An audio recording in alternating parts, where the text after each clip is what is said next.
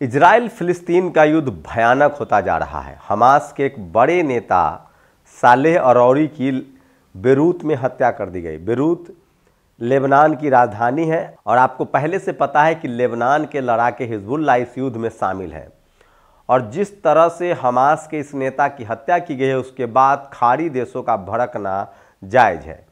आपको बता दें, पहले भी इस हमास के जो एक नेता हैं वो कतर में रहते हैं, जहां से अल जजीरा चलता है। कतर ने भी चेतावनी दी थी कि अगर हमास के किसी नेता जो निर्वासित ज़िंदगी जी रहे हैं, अगर उनकी तरफ आंख उठाकर भी देखा तो इजराइल की मुश्किलें बढ़ जाएगी।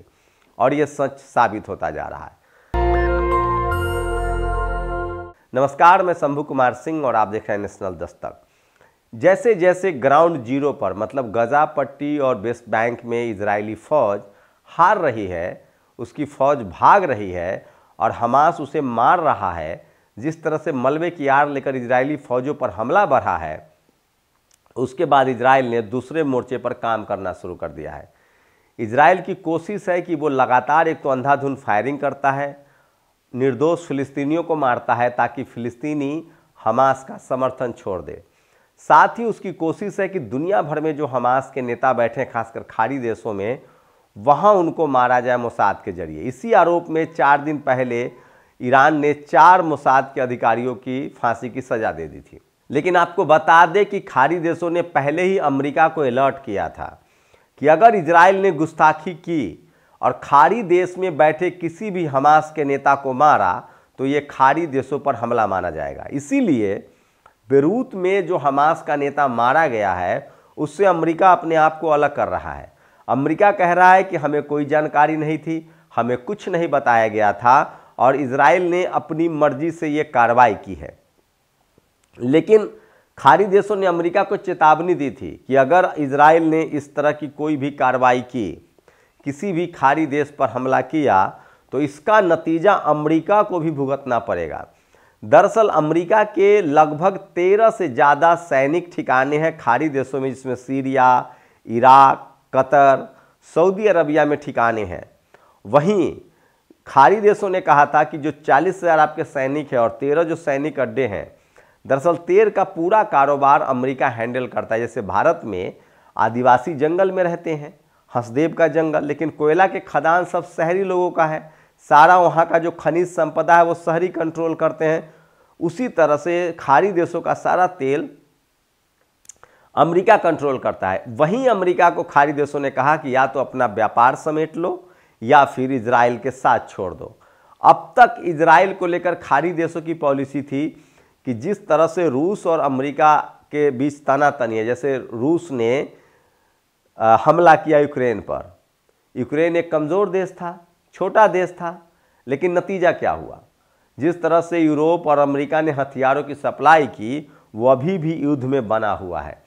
यही पॉलिसी खाड़ी देशों ने अपनाई। उन्होंने यमन के लड़ाके हूथी जो समुंदर में इजराइल आने वाले हर जहाज पर हमला कर रहे हैं, एक भी जहाज नहीं छोड़ रहे हैं। इजराइल की पूरी अर्थव्यवस्था चौपट हो गई है क्योंकि हूती लाल सागर में और मध्य सागर में ईरान और लाल सागर में हूती के जो लड़ाके हैं वो एक भी जहाज, जो जहाज है बड़े बड़े जिसमें तेल, हथियार, तमाम एक्सपोर्ट इंपोर्ट का सबसे बड़ा जरिया होता है कार्गो, मतलब समुद्री जहाज, उस जहाज पर हूती के लड़ाके हमला करते हैं। इजराइल की हालत खस्ता है। वहीं लेबनान के पास अब लगातार रॉकेट लॉन्चर पहुंच रहे हैं, रूस और चीन निर्मित, नॉर्थ कोरिया के निर्मित हथियार पहुंच रहे हैं। उससे वो इजराइल के शहरी क्षेत्रों में हमला कर रहा है, सैनिक अड्डों पर हमला कर रहा है। और वहीं अब लगातार खबरें मिल रही कि सीरिया और इराक में जो अमेरिकी ठिकाने हैं उस पर भी लगातार ईरान और हिजबुल्लाह की तरफ से बमबारी की जा रही है। तो ये जो हमास के नेता की हत्या हुई है बेरूत में, इसको लेकर खाड़ी देशों की नाराजगी साफ साफ झलक रही है। और 1-2 दिनों में आपको अपडेट मिलेगा कि किस तरह से ये युद्ध और बड़ा होता गया है। अमेरिका को 31 दिसंबर तक का अल्टीमेटम था, अमेरिका ने इस पर यू टर्न मारा। अमेरिका ने कहा कि मेरी कोई जानकारी नहीं है, ये इजराइल की अपनी करतूत है। वहीं हमास ने सीधे सीधे अब कहा है कि अब कोई समझौता नहीं होगा, कोई बातचीत नहीं होगी और अब खुलकर ये जंग होगा। और वहीं जो इजरायली पकड़े गए हैं, जो इजरायली बंधक हैं हमास के हाथ में, उनको अब नहीं छोड़ा जाएगा। इससे इजराइल में लगातार बेंजामिन नेतन्याहू के खिलाफ लोगों का गुस्सा भड़कता जा रहा है। मैं बार बार कह रहा हूं कि इस युद्ध में बेंजामिन नेतन्याहू सबसे बड़ा कल्प्रिट है। साउथ अफ्रीका ने पहले ही इंटरनेशनल जस्टिस कोर्ट में नरसंहार जेनोसाइड का केस दर्ज कराया है। अगर वो केस चलता है तो बेंजामिन नेतन्याहू की हालत बहुत पतली हो जाएगी और वो अपने देश के अलावा कहीं आ जा नहीं सकता है। ये सबसे बड़ी खबर आपको बता रहा हूं। वहीं इजराइल में भी बेंजामिन नेतन्याहू के खिलाफ लगातार विरोध प्रदर्शन बढ़ता जा रहा है। लोगों को लग रहा है कि इजराइल के प्रधानमंत्री बेंजामिन नेतन्याहू ने जानबूझकर इस देश को युद्ध में धकेल दिया है। वहीं अगर ग्लोबल बात करें तो दुनिया के पिछली राष्ट्र जो वोटिंग हुई है यूनाइटेड नेशन में, उसमें 153 देशों ने वोट किया था सीधे सीधे इजराइल के खिलाफ और फिलिस्तीन के पक्ष में।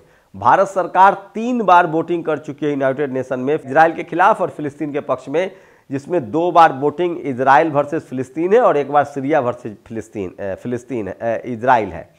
तो भारत सरकार का सीधा सीधा रुख फिलिस्तीन के साथ है। लेकिन अब खाड़ी देश जो है वो बड़ा कदम उठा सकते हैं और अगर इजराइल ने अब कोई गुस्ताखी की तो उस पर चारों तरफ से हमला हो सकता है। फिलहाल हिजबुल्लाह जो लेबनान का लड़ाका है वो हमला कर रहा है, ईरान हथियारों की सप्लाई में मदद कर रहा है, यमन के जो लड़ाके हैं हूती वो सीधे सीधे समुंदर के जरिए लगातार इजराइल पर दबाव बना रहे हैं और वेस्ट बैंक और गजा पट्टी में हमास के जो लड़ाके हैं वो इजरायली सेना पर भारी पड़ रहे हैं। ताज़ा अपडेट है कि लगभग 22,000 जहां फिलिस्तीनी मारे गए हैं जिसमें निर्दोष लोग हैं, वहीं लगभग 10,000 के करीब इजरायली फौज मारी गई है और उसको सबसे ज़्यादा नुकसान हुआ है।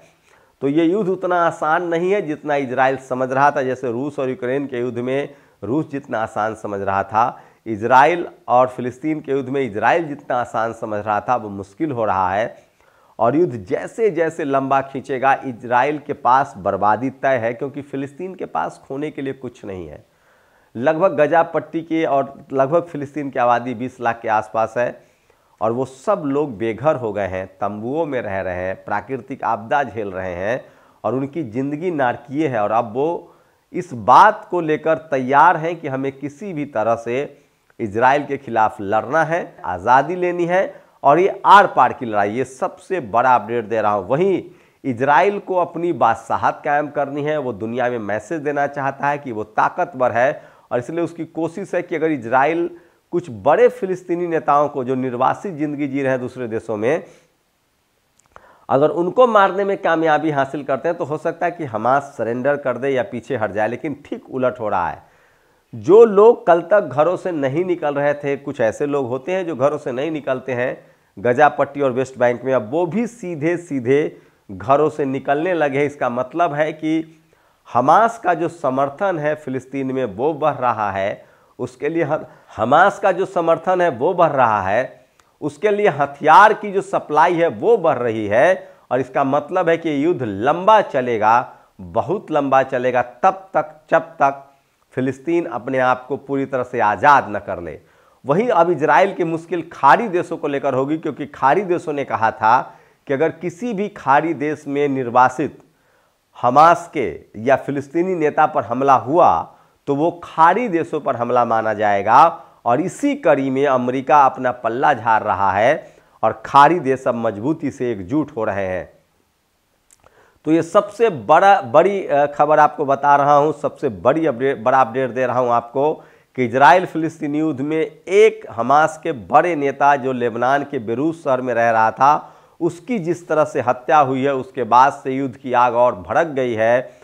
और वहीं लगातार अब और तेजी से जो फिलिस्तीन रेसिस्टेंस हैं, जो हमास के हैं, जो हिजबुल्लाह और हूती के लोग हैं, वो लगातार और तेजी से इजरायली सैनिकों पर हमला कर रहे हैं। इस युद्ध में जो सबसे खास बात है कि पिछले 75 सालों में अब तक जो इजराइल फिलिस्तीन और हमास को आतंकी कह रहा था और मीडिया के दम पर दुनिया को बेवकूफ़ बना रहा था, झूठ फैला रहा था, अब ये साफ हो गया है कि इस युद्ध में अगर असली कोई पीड़ित है तो वो फिलिस्तीन है और अगर कोई आतंकवादी है इस युद्ध में तो वो इजराइल है, जो सीधे सीधे निर्दोष लोगों को मार रहा है, निर्दोष लोगों पर हमला कर रहा है।